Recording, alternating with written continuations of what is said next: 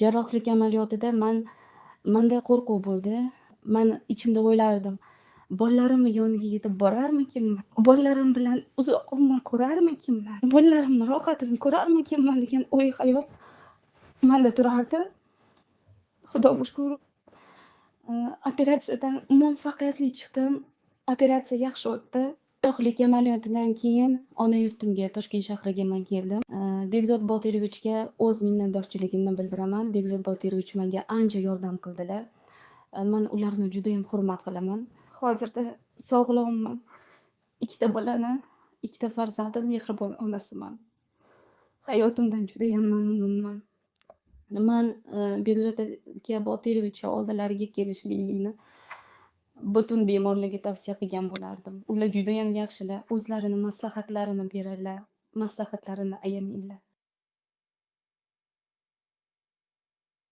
Operatsiya qilish kerak deb aytdilar.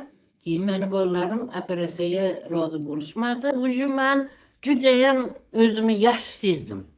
Malades doktorimizdan shunday roziman men. Shu kasal bo'ldim degan odamlardan iltimos qilaman. Agarda shu ximiya nur olib yurishi o'rniga shu yerga Bekzod bolamni yoniga kelinglar, shifo topasizlar.